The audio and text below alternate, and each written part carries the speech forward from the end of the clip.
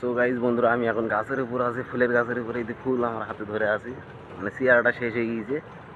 তোমাদের কিছু দৃশ্যটা দেখাবো, দেখতেছো ভালো করে।